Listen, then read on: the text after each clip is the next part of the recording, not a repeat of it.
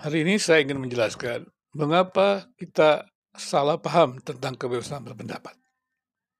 Penjelasan ini akan membuka mata Anda dan akan menghargai pentingnya kebebasan berpendapat secara bertanggung jawab. Kebebasan bukanlah keliaran. Kebebasan artinya adalah sesuatu yang dilakukan di dalam aturan-aturan hukum atau nilai-nilai bersama. Sehingga kebebasan yang kita lakukan itu tidak akan membatasi kebebasan orang lain. Karena itu, pembatasan kebebasan tidak bisa tanpa penetapan hukum, tanpa ada undang-undangnya. Kenapa? Karena kebebasan seseorang itu harus dilakukan tanpa mengganggu kebebasan orang lain. Maka dengan demikian, kita tidak bisa melakukan apa saja dengan mengatasnamakan kebebasan. Jadi saya katakan, kebebasan harus dilakukan di dalam koridor hukum. Dan sekarang kita bicara tentang kebebasan berpendapat. Kebebasan berpendapat artinya adalah seseorang itu memiliki pendapat yang betul-betul dia pahami dengan baik. Artinya dia katakan dengan jujur, dia katakan dengan tulus motivasinya, pasti namanya pengetahuan kan. Dan pengetahuan itu didapat dengan benar.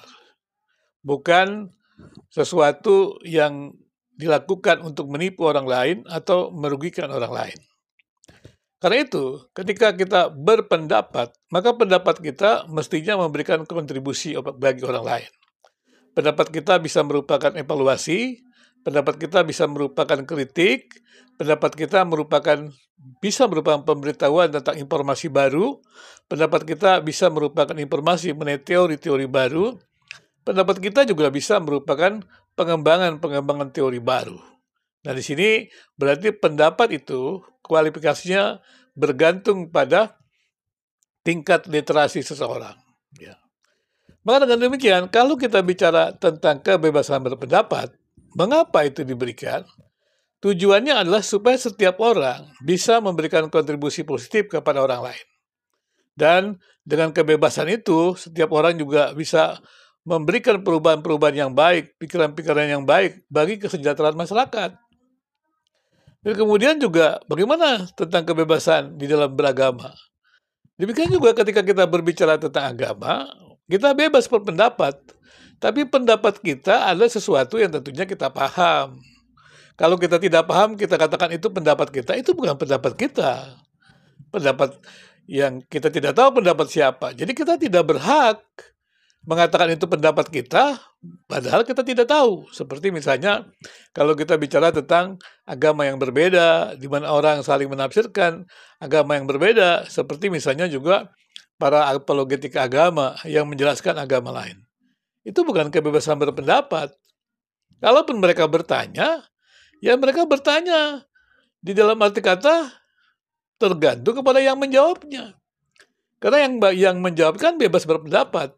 Ya, Anda bertanya juga berarti Anda butuh. Maka harusnya ketika Anda ingin bertanya, mesti pertanyaannya harusnya adalah apakah Anda punya kebebasan untuk bertanya tentang hal itu. Nah, itu dia ya.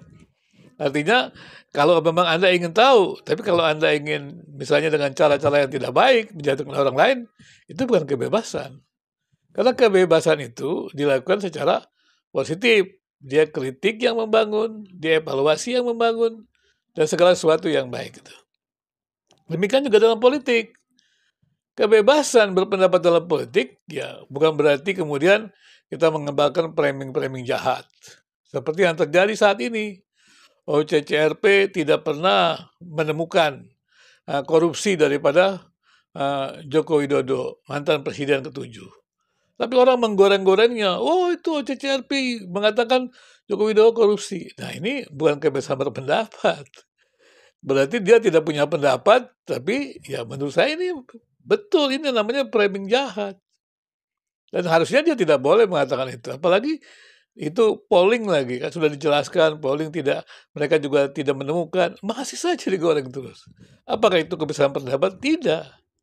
Nah inilah saya melihat semacam ada politik balas dendam mungkin, daripada haters Jokowi. Tapi harus dipahami, sekali lagi, kita harus dilihat kebebasan berpendapat itu yang benar.